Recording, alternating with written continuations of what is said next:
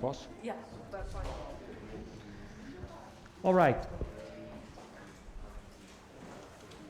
I'm really in doubt if we should do this exercise because I would like to spend more time in the last exercise.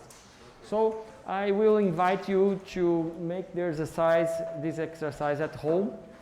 And I think that will not be a problem. Basically, we need to identify the theoretical variables that are present at the end of the introduction when the authors present the hypothesis, okay? It's important to state that hypotheses live in the theoretical world. So you write your hypothesis using theoretical variables. And when you are in the methods, you are talking about the way the data will be collected. So in this case, you will translate your theoretical variables into operational variables that you can collect in the field.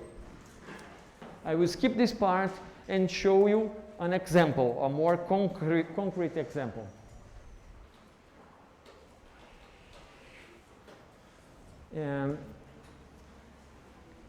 I will send you by email the answers to this exercise. So then you can compare your answers to the answers I propose here. But note that some of my answers are not the only correct answer, okay? Especially when I invite you to build a graphic, there are many possibilities of building a graphic. And I'm proposing just one of them, okay? Now, what I intend to do is to put together all the things we learned until now. Question, hypothesis, and predictions, all right? And my observation today in the morning was that the traffic in São Paulo is really terrible. Okay, I really prefer the traffic in my city in Campinas. Here it's amazing. People are angry all the time. Okay, so it's a very, very stressful situation. Okay, based on this observation, I can propose a question. How does traffic stress influence driver's memory? Well, I know that drivers are stressed. This is my observation. People curse at me twice. And I am very interested in memory because I have a very good memory, at least for some things. But my wife and my son have the same memory of a worm. So I really try to understand why some people have good memory and while other people have no memory at all. So memory is a very nice, I like this subject. And I think that there is a possible connection between stress and memory, because in the few moments I really feel highly stressed, I realize that my memory is not so good. Okay, it's a personal observation. So, and I think that might be a correlation between, a causal effect between one thing and another. So there is a fact. I will present you a result of a previous study. And this previous study shows that the longer the driving time, the more stressed are the drivers. Okay? So here we have driving time represented by hours per month. And here we have concentration of cortisol in the blood. Milligrams per deciliter. And cortisol is a hormone associated with stress. The more stressed you are, the higher the concentration of cortisol in your blood. All right? And please note that I am showing here the results of a previous study. Okay? since this graphic illustrates the result of a previous study, both graphics here include operational variables, all right? Things we can measure. Otherwise, it would be impossible to show a result here. I need or I must to acquire measurable information in order to build a graphic. It's a crucial information. I need data, measurable data. So the longer the period of driving time, the higher the concentration of cortisol. So I have a fact. There is a connection between driving time and stress, all right? Now, I'm going to present you a theory, and this theory is called theory of optimum stress. One may think that the stress level, as the stress level increases, your performance decreases linearly, but this is not the case.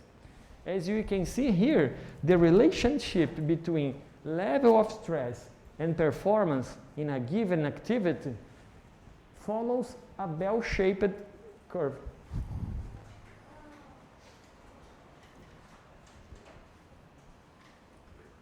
Okay. You need to touch 5 times, sure. Wouldn't that vary like person to person, the stress theory? Because I know people that work really well under stress, but there are people that under stress have a really low performance. Yeah, performance. Well, especially in biology, we have variation associated with everything, okay? So here we can think about this curve as the mean curve of a population. So we can plot here the points of several individuals, and when you adjust a trending line, you will find something like this, and not a linear relationship, according to which high levels of stress will be associated with a low performance, and low levels of stress would be associated with a high performance. So this is the main trend in a large population, all right?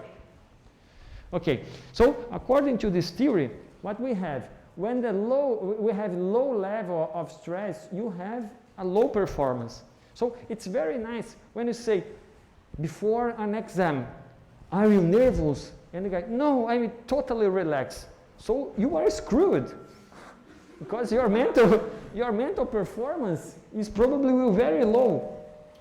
When you have intermediate levels of stress, you are in the optimum stress zone. So your performance will be the highest. But if the level of stress increases, your performance starts to decline. And here in orange, we have the zone of exhausting. You will start to be tired. And here you have the zone of anxiety, panic, and anger. Every one of us have already já estivemos in this zone, right? And here we have the zone of collapse. You cannot do anything, okay? So this is the theory accepted by the community that work with stress. And performance here may be related to many things, including sports or mental activity, whatever, many different things. And look, here I have the word theory. And theory is related to things that are inside our minds, all right? They are related to theoretical variables. So here we have level of stress. I'm not showing concentration of cortisol. Here's level of stress, theory. And here we have performance. How I'm going to measure this performance? I don't know. There is no variable, there is no measure here, okay? So theory of course, is associated with theoretical variables. Okay. All right. Okay, now I'm going to present you my hypothesis. And my hypothesis, given that exposition to traffic increases stress, is this a fact or is this an assumption? The way I wrote, given that, is a fact, and the first slide I showed is the relationship of a previous study. So I have two pieces of information which together indicates to me that this first sentence or this first part of my argument is a fact. Assuming that professional drivers, assuming that professional drivers are never under low stress level, okay, caused by traffic. What does it mean? So, the theory, professional drivers are never under low stress. They are more or less here in between intermediate and high levels of stress, okay? They are in this slope, decreasing slope here. And this is an assumption, okay? Assuming that. I don't have any evidence about of this, I don't have. But again, I have a lot of variation in population. Some of the drivers may be under low stress, but most of them, I am assuming, are under intense or intermediate stress, okay? Thus, according to the theory of optimum stress, the greater their exposure to traffic, the more severe the memory loss will be. So I have an empirical information here that associates traffic to stress. I have an assumption that professional drivers are always under stress. And then I go to the theory and connect these two things to generate a hypothesis. And my hypothesis is the greater that exposure to traffic, the more severe the memory loss will be. This is my hypothesis, and this hypothesis was constructed as a logical argument. Can you see that? Now it's very clear. All right, so I can build a graphic in which I am connecting my theoretical variables that are included in my hypothesis. This is my hypothesis. The greater the exposure, the severe memory loss. So I have two theoretical variables here. Exposure to traffic and memory loss, okay? So the higher the exposure to traffic, the higher the memory loss. Exposure to traffic is a theoretical or an operational variable? Okay, because it's a hypothesis. And I don't have any unit, okay? And memory loss? Theoretical. Can you see points in this graphic? On a trend line. So this is what I expect inside my mind and based on theory, all right? Beautiful. Theoretical variables. Now, I want to transform my theoretical variables into operational variables in order to go to the field and test these predictions, okay? Look, I'm saying test my predictions because predictions connect theory to the methods, all right? So we have a group activity, 15 minutes only. And where to conduct the study? This part is equivalent to select where I'm going to study, for instance, effect of fragmentation on species diversity, okay? I cannot study effect of fragmentation in an intact forest, right? It makes no sense. I need a fragmented area. So where to conduct the study that relates traffic stress to memory, all right? What kind of professional driver I would like to study? Okay? This is equivalent to the species I'm going to study. If I am interested in a given question, not all species in the entire world are suitable to answer my question or to test a given prediction. I need to select the best model. How to measure exposure to traffic? There are many different ways, and we can select one. And how to measure memory loss, okay? I will give you 10 minutes, not 15, in order to leave time for the last activity. Go ahead.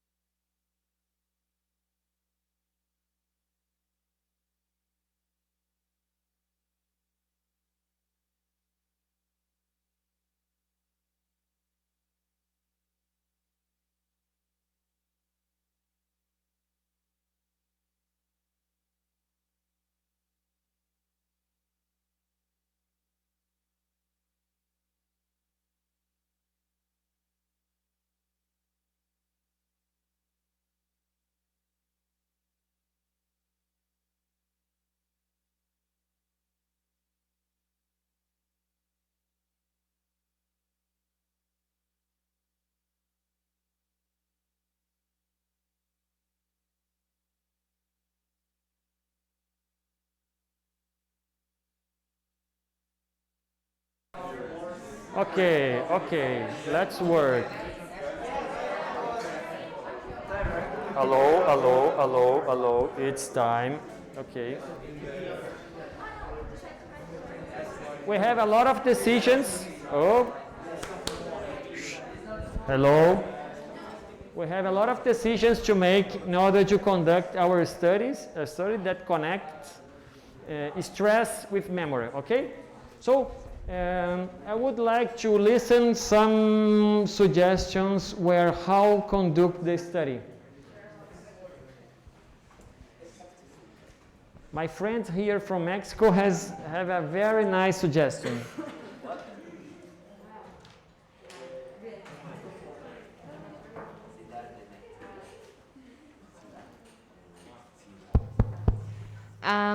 The first question, which is where to conduct a study, we have like two statements. The first one, it has to be a very crowded city and maybe in a rushing hour. And we thought about Mexico City at 3 p.m., which is kind of a mess in the city. Okay. It's a kind of São Paulo in Mexico, okay? If you don't know. Another suggestion? Actually, I thought about a specific criteria to choose a city. The one is that a place that allows a greater range of traffic exposure. So that's the criteria that I determined. And any specific suggestion? São Paulo is São Paulo, obviously a good one. Okay, true. And Ciudad de Mexico. Okay, São Paulo and Ciudad de México son dos, are two very nice places to study this subject because there is a lot of traffic jams, people are very stressed. And I have my own observations in both cities, so I can guarantee you that this is a mess. All right, what kind of professional driver to study?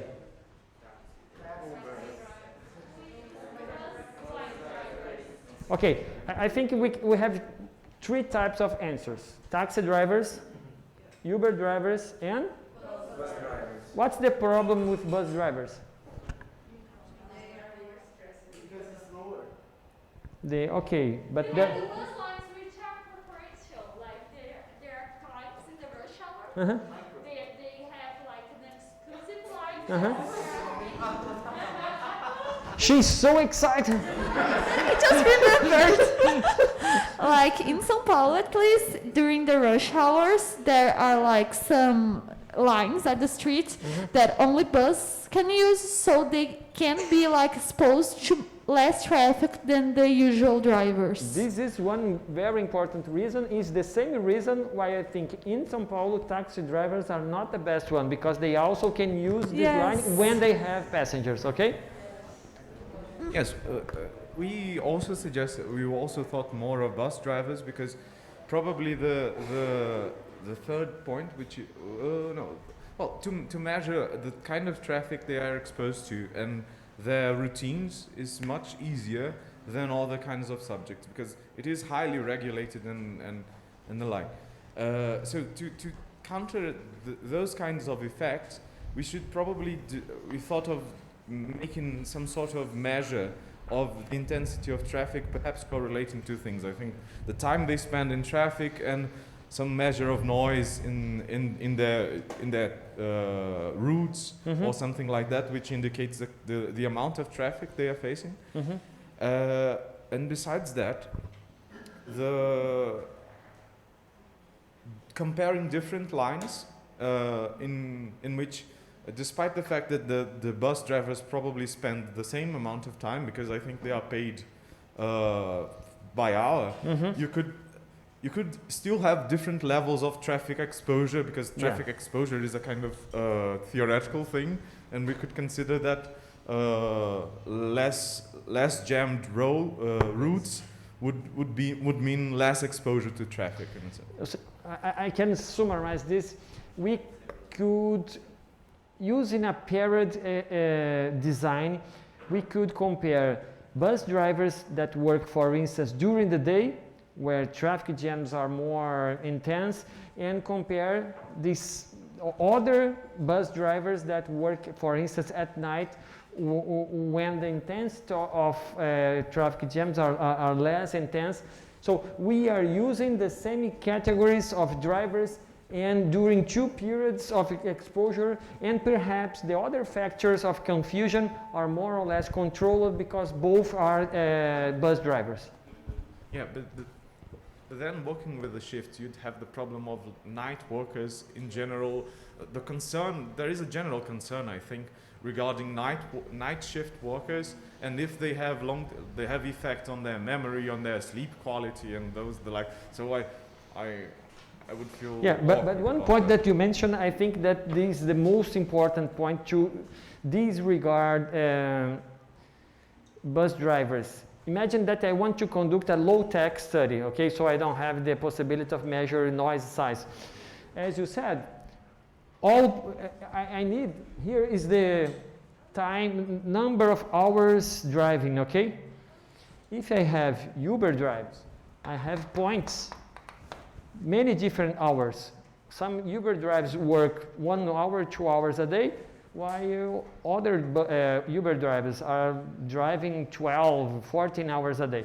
So I have variation along my x-axis. But when we are talking about bus drivers, all of them work the same period, so I don't have any variation. We have only, for instance, here, 8 hours. So I don't have points to spread along my axis. This is very important. If I want to keep my study in a low tech or in a low budget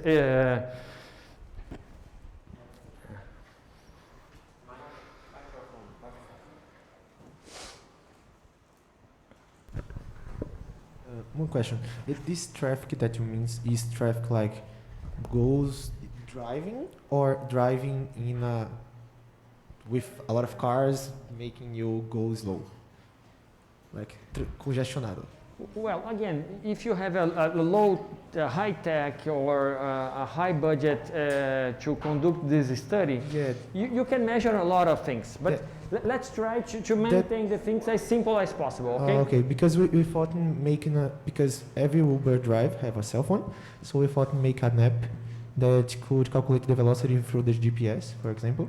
So I think it would be cool because we could access exactly how much time the Uber drive passenger drive.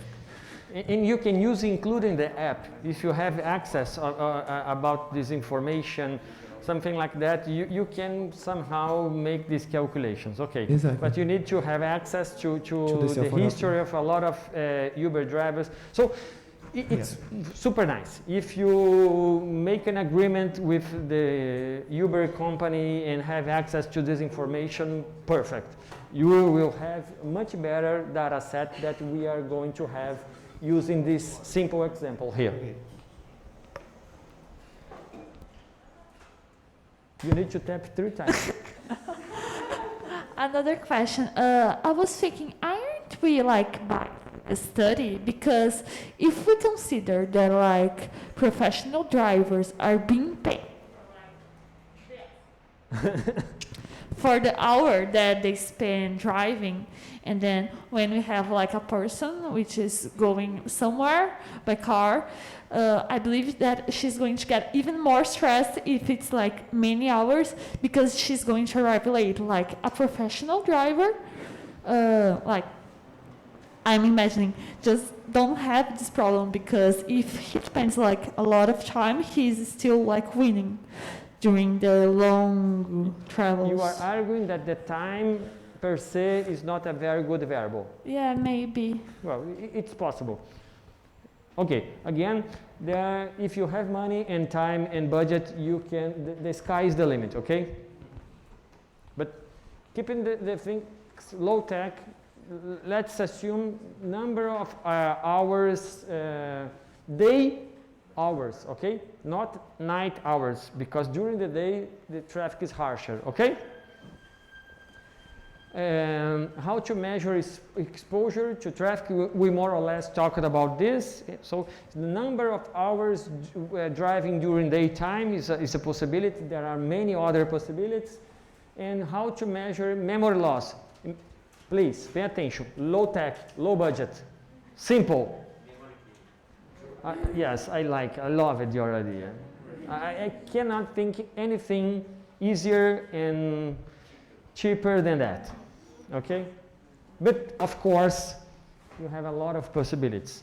And moreover, I was talking about the subject with a group here, and we have long-term memory, short-term memory, so we need to focus, for instance, in short-term memory, because it's reasonable to suppose that stress have a more immediate effect, but we can also think that long-term exposure to stress may have a long-term effect on the memory. But let's keep, again, things simple, and short-term exposure to traffic, short-term effect on memory, okay?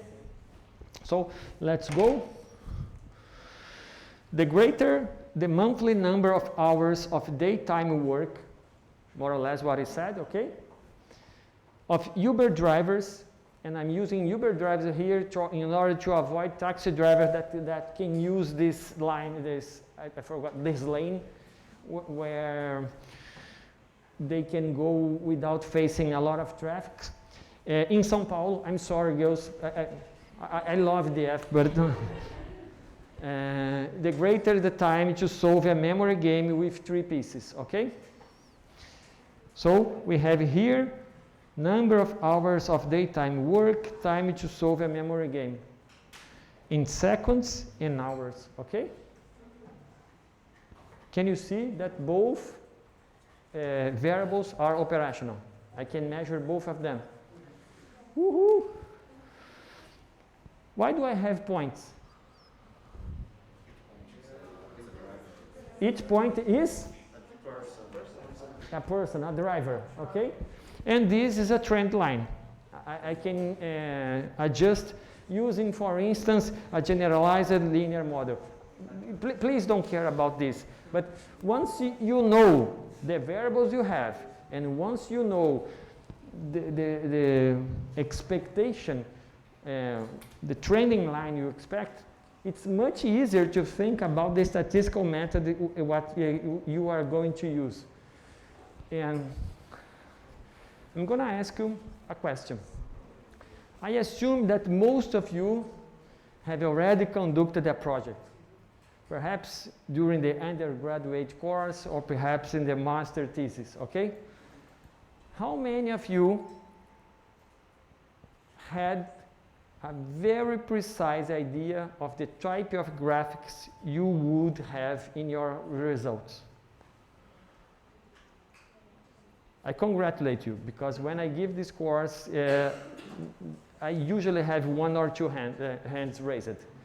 Most of the students say, I had an hypothesis, but even when I had a hypothesis, I didn't have any idea on what I was expecting, okay? So, of course, you are a very selected group, and I congratulate you for all those of you that had a very clear idea. Please know, this is a very, very rare situation in nature. Okay. Now, we finish. We have now observation. We learned that it's important to separate fact from interpretation. Now we have a question. A study without question is no sense. Now we have a hypothesis, and now we know that hypotheses are written as logical arguments. Now we have predictions, and we know that predictions are written as operational variables. This is amazing. And now we know that once you have predictions, we know exactly what kind of variables we need to collect. Do I need to collect the height of the drivers? Why? The best answer is, this is irrelevant. Okay? But when I am teaching scientific writing, I have a very common statement. This is very good. I was so lost. When I went to the field, I didn't know, should I collect this information? Should I collect this information? The person was completely lost, probably because this person was unable to follow this sequence. Once you follow this sequence, you have total clarity. This kind of variable I need to collect. This one is irrelevant. Okay, so now we have methods, and once you have the methods, you have the results. I show you an example.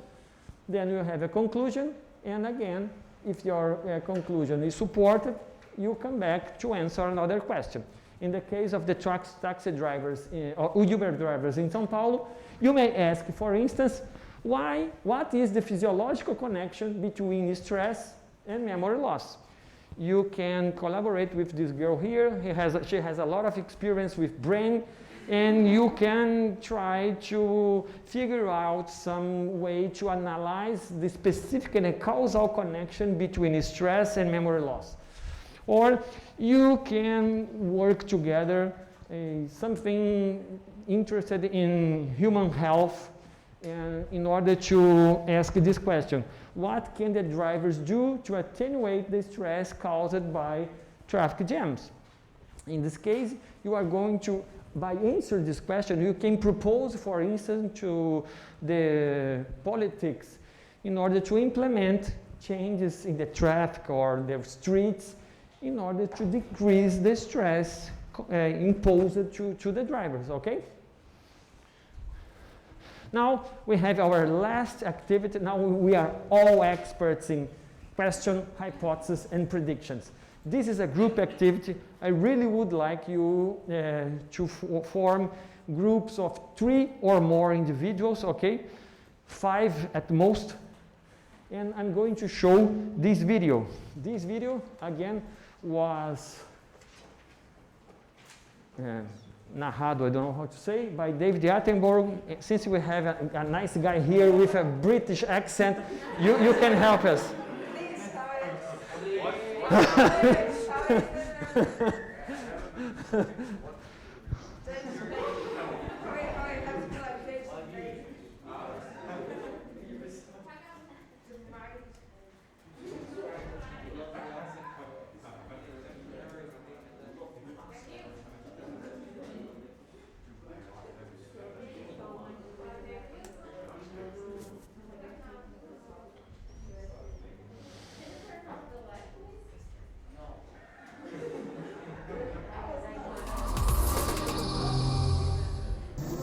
Tout semble calme, le terrain est dégagé. Pourtant, ces serpents ont surgi de nulle part. Ce nouveau-né est une proie de choix, mais il a senti le danger.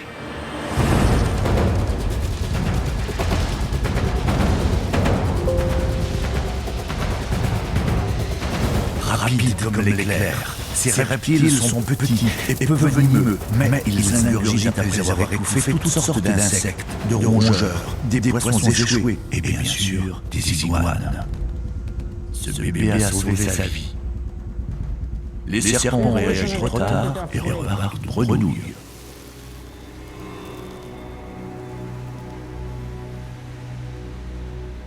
Mais d'autres petits pointent déjà le bout de leur nez. Et cette fois, un comité d'accueil les attend. Chaque année, au printemps, c'est la même histoire. Ces naissances sont la promesse d'un festin.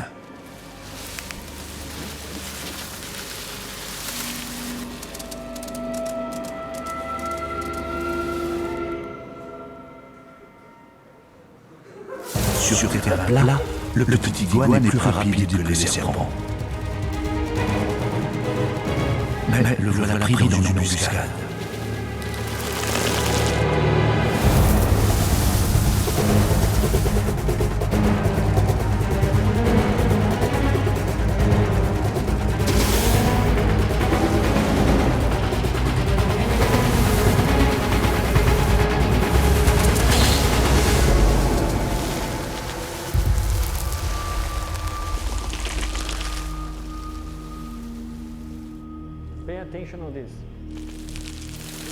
Un dernier petit sort la tête du sable.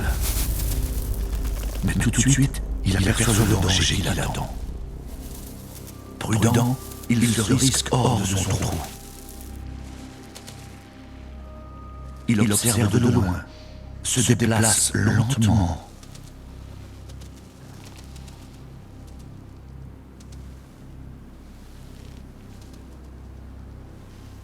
S'immobilise avant de filer comme un boulet de canon.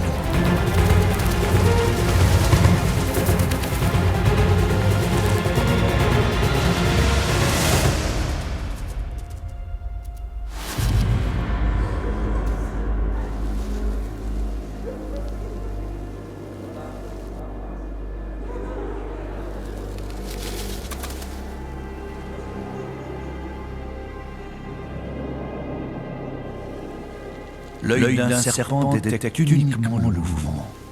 Si ce petit reste parfaitement immobile, il parviendra peut-être à tromper l'ennemi.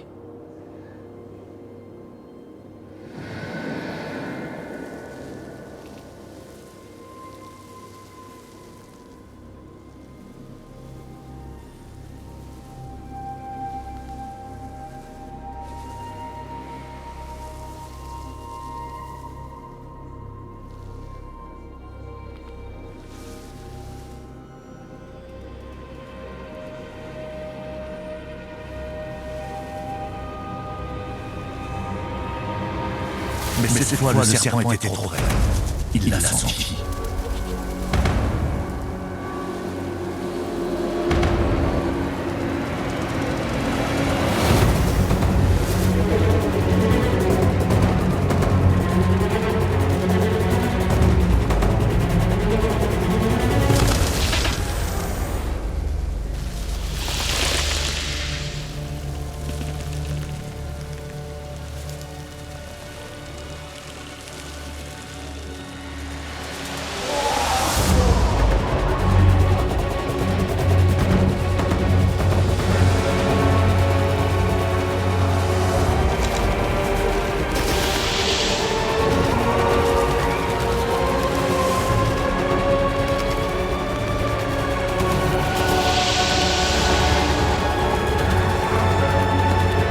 Magnifique instinct de survie, rapidité, agilité, courage, même écrasé sous le poids de ses adversaires, ce petit iguane a lutté jusqu'au bout pour sauver sa peau. Dans la nature, ce combat perpétuel pour la survie pousse les animaux au-delà de leur limite. Il est aussi à l'origine de leur formidable diversité.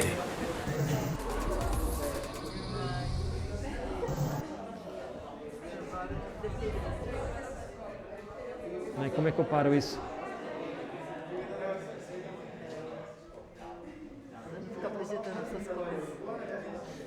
Ok. Vai. Vou projetar aqui.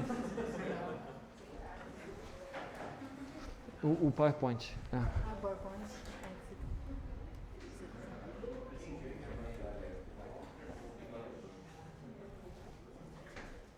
Okay, our group activity, and the last one is to identify a fact in the video, okay? There are a lot of facts there. And ask a question about this fact. All right, then formulate a hypothesis, which is a possible answer to your question, using deductive logic. Make clear whether if each premise of your hypothesis is a fact or an assumption. And I suggest to use given that for facts and assuming that for assumptions, okay? Just to make it clear. List all theoretical variables in your hypothesis. Then formulate a prediction based on hypothesis. For each theoretical variable in your hypothesis, you need to create a operational variable, just like we did here. And finally, create a graphic showing the expected results if your hypothesis is supported by your data, okay? Just like we did here with the Uber drivers. Before we start, warning, and now I'm gonna answer the question that's what your question. Be aware of hypothesis disguised as a question. And I'm gonna show an example.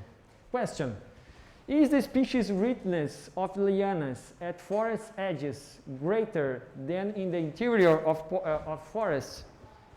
Okay, let's formulate a hypothesis. What are the two possible answers to this question? Yes. No. Greater. Is this yes a hypothesis? Is it written as a logical argument? Unless you like very much Bolsonaro, yes, it's not an argument. So this is not a hypothesis. So we need to reformulate the question in order to transform this question. This is a hypothesis, okay? And this hypothesis is disguised as a question. So remember, spots are logical arguments and they need to follow this structure. So one possible way to solve this problem is to make another question. And this question, does the species richness of lianas differ between the edge and the interior of the forest? Okay?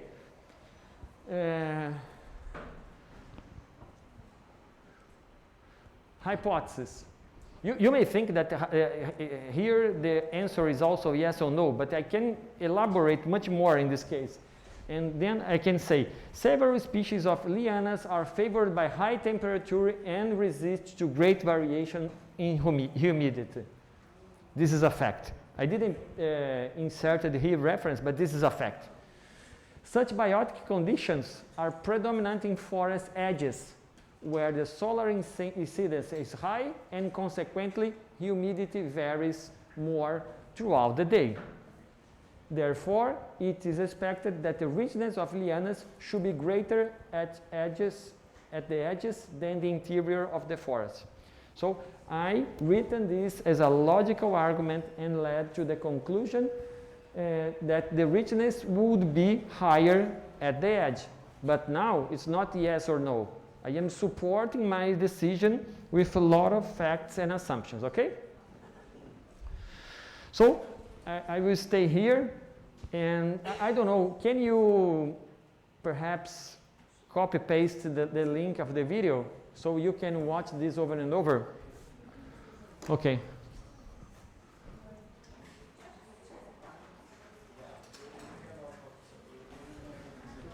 This is the link. Perhaps you have it in the PDF, okay?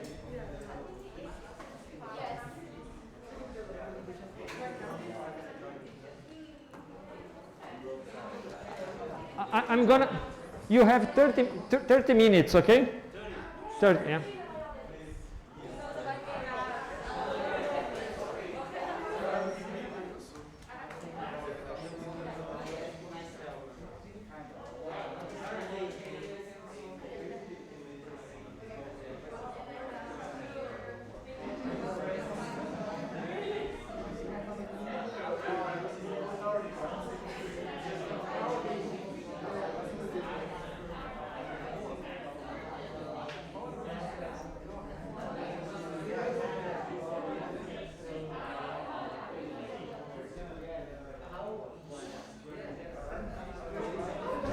Você vai ficar muito brava comigo.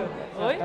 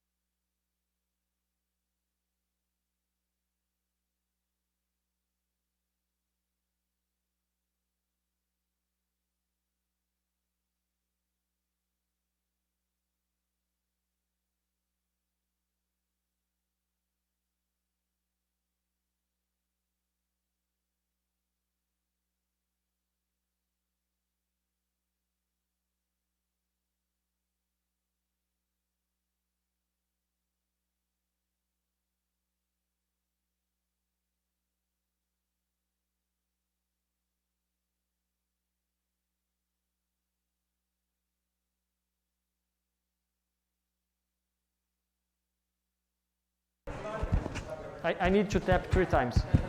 There are some groups that have not finished this exercise yet. So I propose if you're not finished, you can take this activity to share and finish.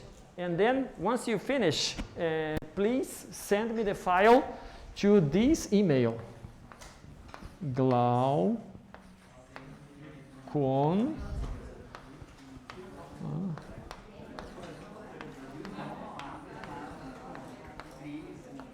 Okay? Send me the exercise to this email because Flavia is gonna give you an announcement.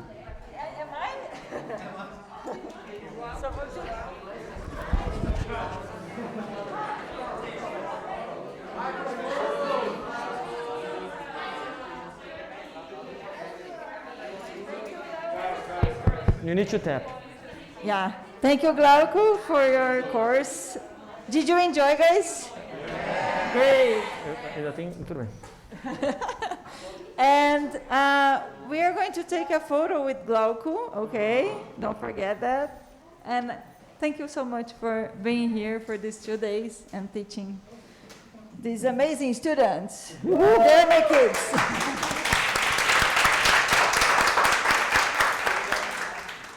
Você vai falar da questão para eles? Você não vai falar do...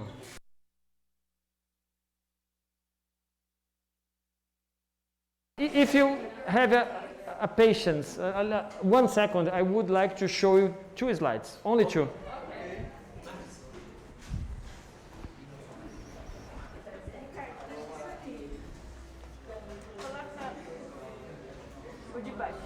Esse, né?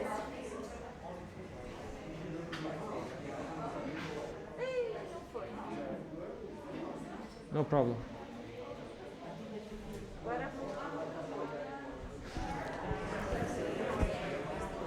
Okay, we spent 2 days talking about hypotheses, and I know that some of you may be worried. My study doesn't have a hypothesis. Ta-da! Okay, so this is another paper by my friend Alejandro Farri-Brenner. 3 idioms is not easy.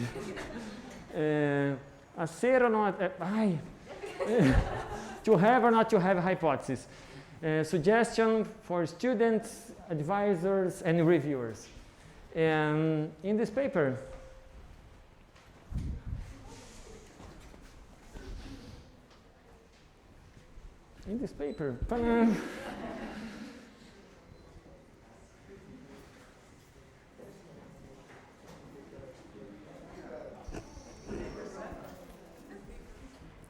help.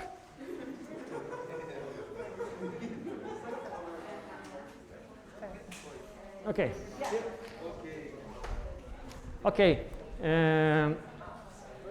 He's talking about the necessity of having a hypothesis in your study. This requirement may be unnecessary and only force the author to include hypotheses that were not and will not be really put to test, or hypotheses that are not such, hypotheses that are not hypotheses, with the sole purpose of superficially satisfying a demand.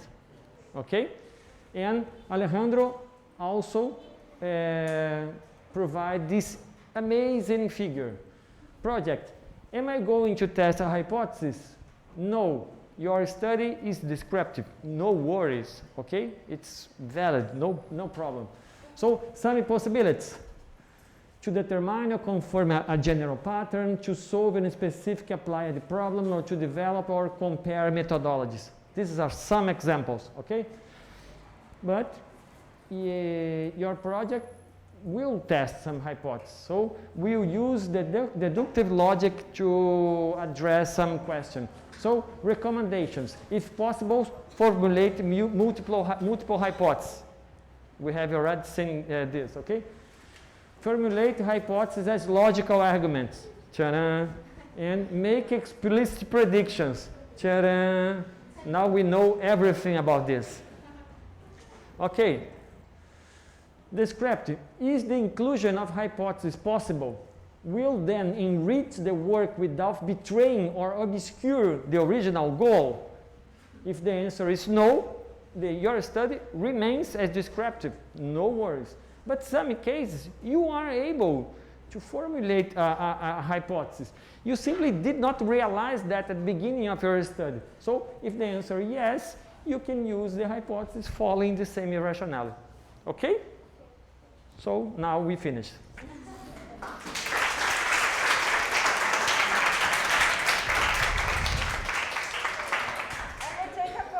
Please don't worry to send me the exercise, okay?